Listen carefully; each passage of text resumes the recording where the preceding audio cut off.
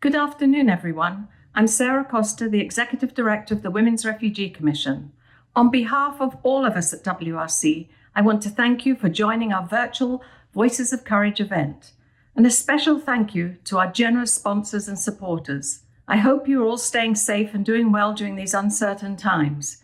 We had planned to be together today for our annual Voices of Courage luncheon in New York and to honor 3 remarkable women who are working tirelessly to advance the rights of displaced people around the world. While the global pandemic means that we can't be together in person, we are determined to come together, albeit remotely, to celebrate WRC and the work of our honorees. You'll meet them in just a few minutes, and I know you'll find their conversation inspiring and uplifting. First, though, I'd like to take a moment to share with you the important work that the Women's Refugee Commission is doing on behalf of refugee women, children, and youth.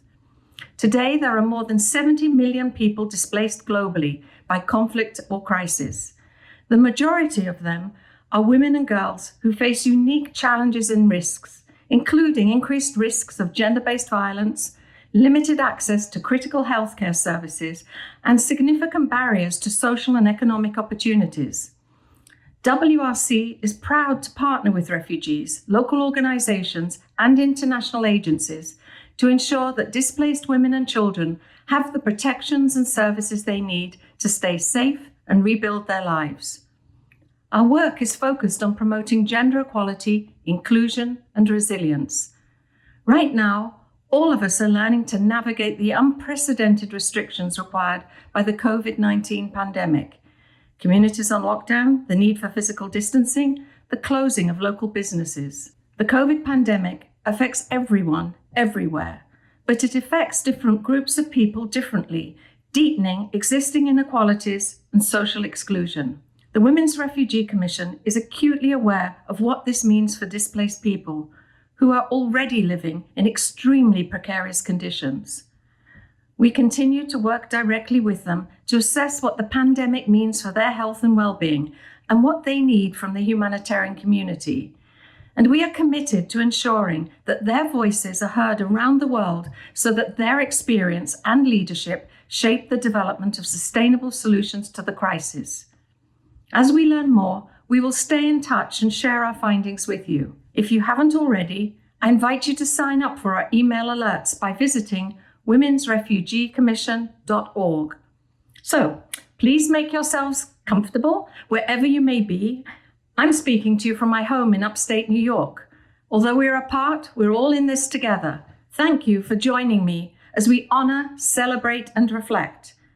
And as you watch and listen, you can make a difference in 2 important ways. First, please let us know that you are there. I invite you to say hello in the live chat room or share a message of hope in the comment section. Second, your support right now is absolutely essential. In light of the pandemic, our work is more crucial than ever. Donation information is at the bottom of your screen. I am thrilled to announce that 2 anonymous donors have stepped forward and are matching all gifts made today up to $25,000. You can simply text WRC 2020 to 41444 to make a donation. We are truly grateful for your support. I also want to offer, on behalf of everyone at the Women's Refugee Commission, our deepest gratitude to the essential workers putting their lives at risk right now to keep us all safe. Thank you to the doctors, nurses, and hospital staff. Thank you to the delivery drivers, maintenance and transit and postal workers, and to so many others on the front lines. You're all heroes. Now it's time to sit back and enjoy the exciting event we have planned for you today. We are thrilled to kick things off with the world premiere of our new Voices of Courage video. Right now, more than 70 million people around the world are displaced by conflict and crisis. This is an unprecedented number. Many are women and children who face unique challenges. For over 30 years, the Women's Refugee Commission has advanced its mission to improve the lives and protect the rights of women, children, and young people caught up in humanitarian crises. Our work today is more urgent than ever. These 4 stories shine a light on our partners and on our impact. For more than a decade, The Women's Refugee Commission has worked on the front lines to advance migrant rights and justice efforts at the US-Mexico border.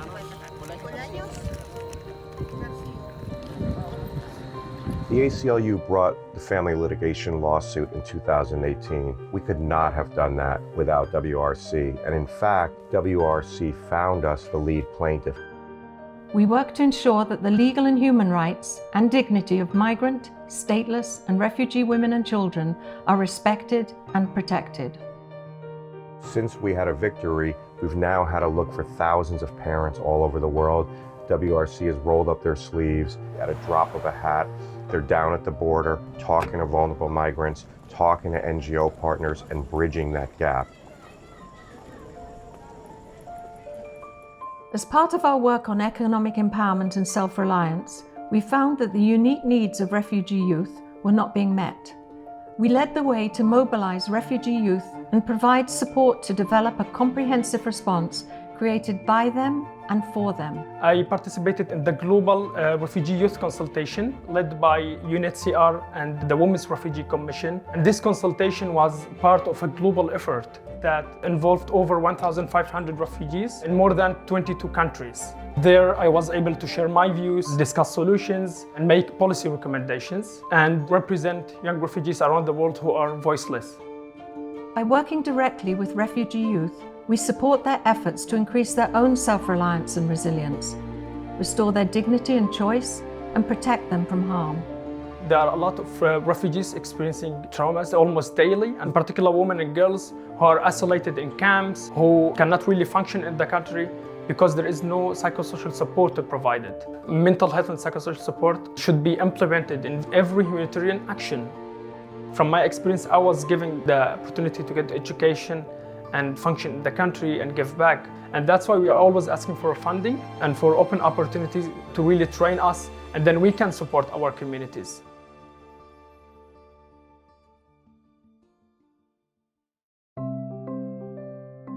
Much of our work is focused on better understanding and illuminating the needs of women in particular, so that aid organizations can be more effective. In monitoring the conditions in refugee camps in Cox's Bazar, Bangladesh, we recognized the need for a comprehensive gender audit to assess the well-being of Rohingya refugee women and girls. So this study for us is very key in helping and offering technical advice to our partners and sectors, how best to mainstream gender and how best to meet the needs of the women and girls. Understanding the specific experience of Rohingya women was critical to the Women's Refugee Commission's ability to advocate for services that directly address their unique needs. What this study does is that it helps us to meet the needs of refugee women and girls because it is not based on assumptions. Therefore, it will help us to design programs that meaningfully engaging with women and girls in terms of decision-making, planning, and monitoring of their programs. Because what we seek to see in the camps is that women's voices and agencies recognized in terms of the programming that we deliver as humanitarian agencies.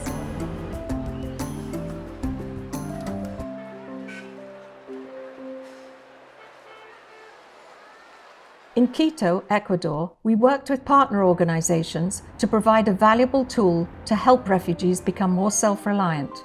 So the work that we are doing with the Women's Refugee Commission and with the Self-Reliant Index is very important, as this allows us to target the most vulnerable refugees.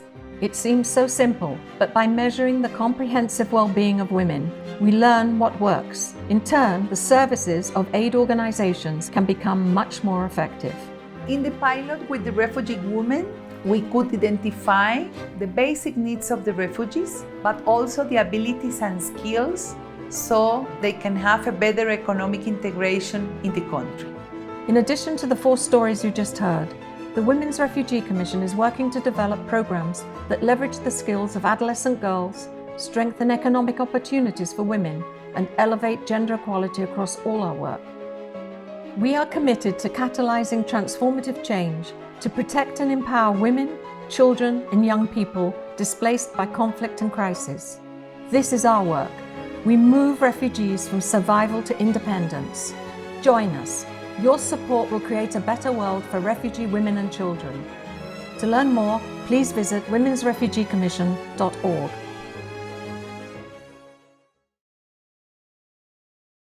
As you see, partnering with other organizations and refugee women and youth is essential to the achievement of our mission.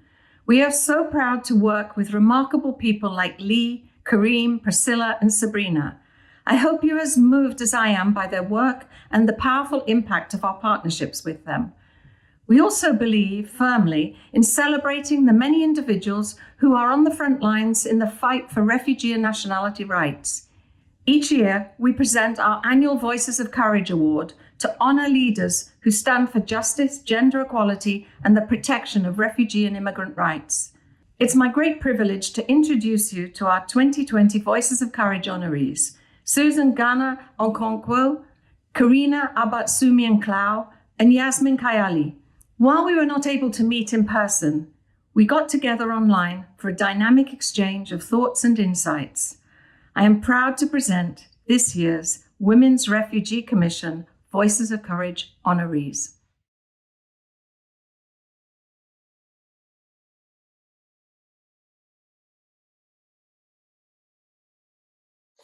Hi, everyone. I am Jacqueline Hart. Each year, the Women's Refugee Commission honors courageous and brilliant activists such as yourselves. Dr. Susan Ghana Okonkwo, Yasmin Kayali, and Karina Abatsumian-Clow. Congratulations to all of you. We're privileged to have you join us. Thank you. Karina, you work with stateless people in the United States. Can you say more about your organization and what you do? Yeah, the organization I work with is called United Stateless. We're a national organization. We are led by stateless people. Our mission is to inspire and build community among those affected in the United States and advocate for our human rights. Our vision is, as an organization, is to serve as a clearinghouse of knowledge and expertise on statelessness, serve and support stateless people, and to ensure that everyone's human right to nationality is respected and upheld. I came to this line of work because I myself am stateless.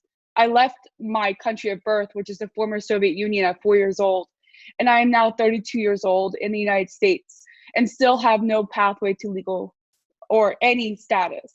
I'm even married to a US citizen. Learning that there's other people in my situation through the years all over the United States has been like incredibly empowering. Thank you so much, Karina. I appreciate that. So, Susan, you are a gynecologist. Can you tell us a bit about the work that you do and also what brought you to your work? As a gynecologist, I used to see patients individually. So, but that got me into thinking, is that enough for me to do? Why can't I go into the bigger picture to see if there are things I can do for women in general? I said, well, this is what I want to do. I want to go into where women cannot access care and provide care for them, where children cannot access care within 24 hours of their symptoms and provide care for them. Thank you so much. Yasmin, could you tell us how you came to do this work? So the organization that I co-founded in Lebanon back in 2011 is called Besme and Zaytoune, which is the smile and the olive. And we started after the influx of refugees into Lebanon. At the beginning, we all came from different walks of life, and we were just trying to respond to the huge humanitarian need and the gap that we felt existed with the INGOs. Were overwhelmed with the numbers. People were falling through the cracks, and there was a lack of dignity in the way people were being treated. And so we started with the basic food baskets, hygiene baskets, blankets, giving medical assistance, assuming that it was all going to end very soon and we were all going to be able to go back to Syria. Unfortunately, things began to escalate and unfold, and we saw that this was not going to be the case. So we registered the organization with the hope of doing something more strategic, and our vision was for a constructive society that lives with dignity. And I'm very proud to say that our first project that was funded by international organization was a women's workshop. You have to understand that most of the refugee population is made up of women and children. Men comprise less than 25% of the population because most men are either fighting, missing, captive. So yeah, it has been quite a journey for the last 8 to 9 years. In terms of doing empowerment programs with these women, can you say a bit more about what you do in this difficult context? The biggest reason for dropouts out of our programs, and specifically out of our school program, is due to child labor or child marriage.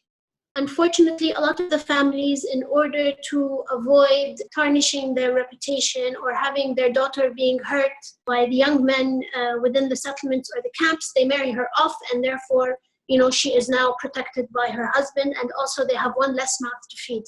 And today, by the way, with COVID, according to some of the studies being done, there's a 50% increase in the level of abuse in the home against the women and the children, because people are stuck indoors and they are very frustrated, and with the lack of income, all the anger is being taken out on the women and the children. And this is something we have really tried to work hard against. I think there's this theme of really having a systems approach and a holistic approach and having a multi-pronged strategy to create sustained change. Karina, can I ask you to talk about what kinds of strategies your organization uses on the issue of statelessness in the United States? We realize that the biggest issue is that stateless voices don't have representation. We are seeing that, regardless of where you are as a stateless person, regardless of how vulnerable you are you completely undocumented, or do you have DACA, or are you under ICE supervision? Each one of those levels of statelessness or flavors needs representation. Our organization's 3 pillars is educating, advocating, and building a community. Many times, stateless experience in the United States is very solitary, it's very lonely. So building that place of healing, place of connection, camaraderie, and support is really crucial and important. What role do you see for an organization like ours in this work and the struggle that you're part of? Help us research more. Help us research at federal level, local level, even just basically in the state of New York. Help us research what are the patterns of stateless migration, where they're coming from, and what are their stories. Susan, would you like to go next? Women Refugee Commission has brought in a lot to the state, and we are really, really appreciative of that. They are also looking at training people on ethics and research with the Ministry of Health, which is something that is very, very good. Plus, we can now be able to do some research on our own to see how we can improve the health status of the state. Can I say something, please? Of course. I wanted to speak for the role of advocacy and research. In the end, I can do as much relief and development as I can, but if we don't have the advocacy and we don't change the legislation, then nothing will be changed long term. In the end, anything that you want to sell, an idea or a project or whatever, you need to back it up with data. Same thing with the legislation, same thing even with the donors. You need to convince them. How am I going to convince them that this is valid and it's going to make long-term change? I need to back it up with data, and I need to advocate, because today the whole environment is donor-led. Without advocacy and without the research, we will not be able to really be responsive to the needs of the community. We have to have the right amount of data, and we have to have the right kind of people opening doors. And I think WRC is one of the drivers of this. Thank you so much. Is there anything else that any of you want to make sure that you say? Yes. My drive actually is to see women and children able to access healthcare. You are not alone. There's somebody out there that will help you, only if you can make your voice known. Be it night, be it day, be it that you are in an inaccessible area. Just make that voice and somebody will come running to help you. Thank you, Susan. Yasmin? Actually, I want to make a call to the general community and to tell them that count your blessings especially at this time where we're in most countries in lockdown, when you have a roof over your head, when you have food to eat, and in case you do get ill, you can have access to medical care. And you know what? There's a lot of opportunities to give back.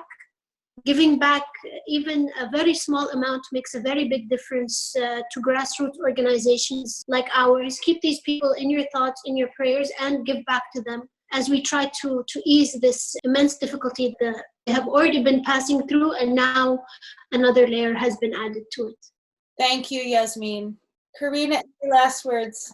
Awesome. My final words are believe our stories. That's the first step of supporting us. Join us. If you or anyone else you know is stateless, you have a home, you have a community of people here. Thank you. It's been a pleasure and an honor to meet the three of you. And I just want to thank you for your work and to say that I personally and we at WRC are in solidarity with you and your work. So thank you.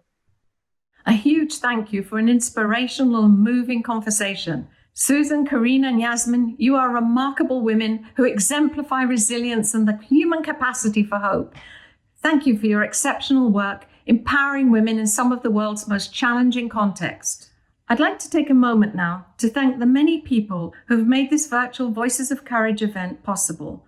Thank you to the host committee, to the Women's Refugee Commission's board and commissioners, and to our many donors. As you've seen through the Voices of Courage video and the inspiring conversation between our honorees, the Women's Refugee Commission is changing lives. Our work is vital and has never been more essential than it is today. You've been here for us, and we need your support now more than ever. The pandemic has exposed and exacerbated the inequalities that exist. With your support, we can create a better world for refugees, migrants, and asylum seekers. Your support changes lives. Please make a gift today to ensure that WRC stays strong despite the uncertain times in which we live. It's easy. You can go to our beautiful new website at womensrefugeecommission.org or text WRC 2020 to 41444 and follow the link to make your gift. And remember, thanks to our two anonymous donors, the gift you make today will be doubled up to $25,000. Thank you so much. Successful social change movements demonstrate the power of unity and collaboration, and the arts have long been a powerful tool for engendering social change in our communities.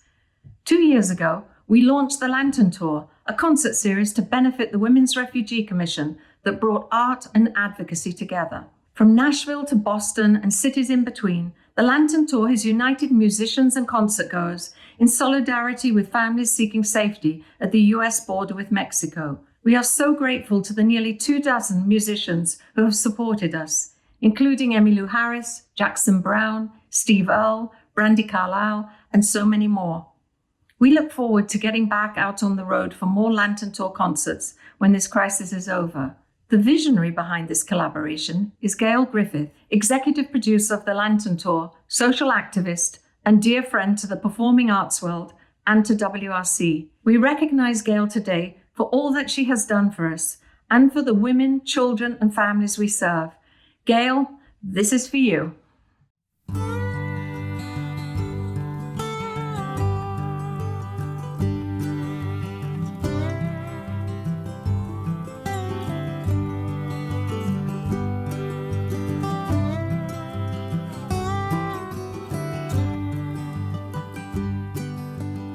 This is a country of immigrants. This is made by immigrants. People come here from all over the world seeking a better way of life. I feel as a citizen in the U.S.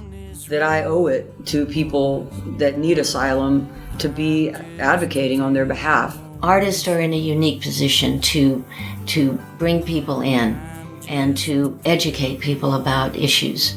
So that's what the Lantern Tour is doing. We are amplifiers of the voices that are trying to make change.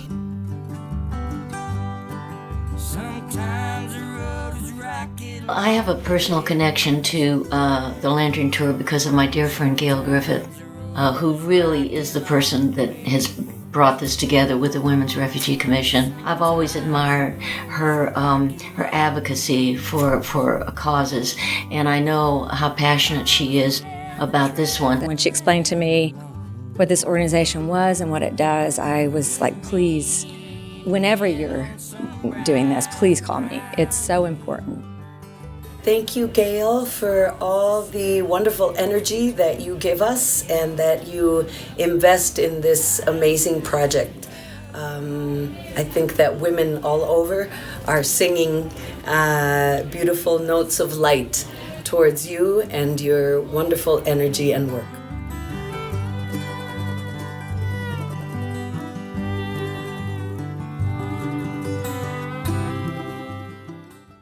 Well, you ruined my makeup.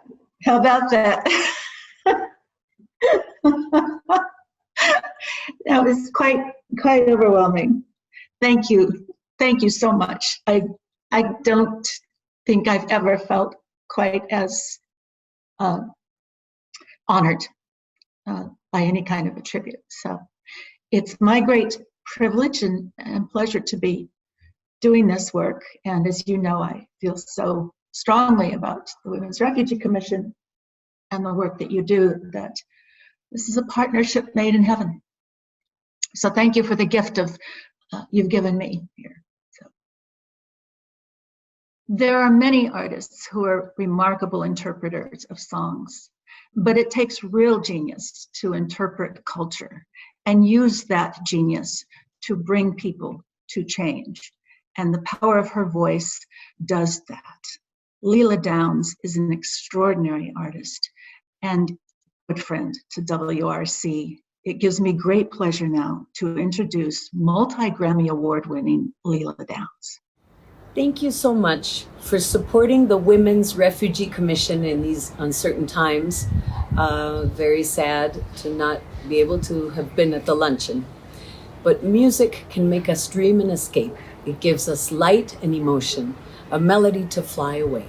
I send you this song of a Zapotec indigenous language from the state of Oaxaca, Mexico, with much love from Leela Downs.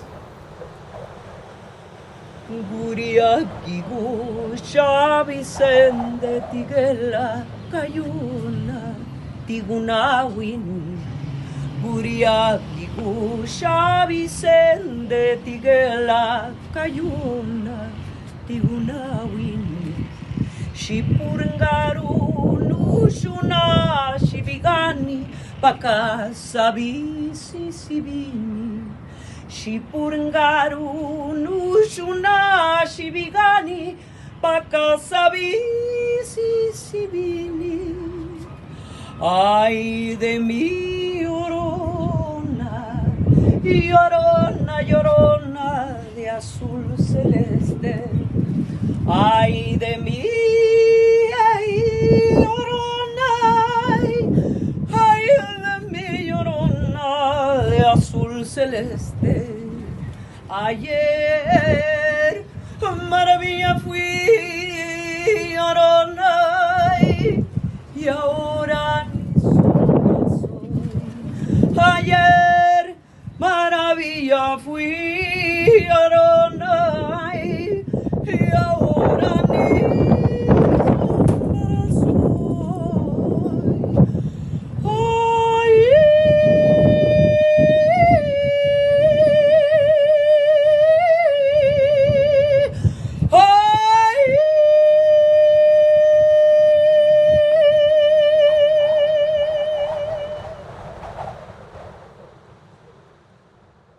Wow, what an amazing performance. Thank you, Leela, for joining us from your home in Oaxaca, Mexico, to be part of today's special event, and for all your support of the Women's Refugee Commission.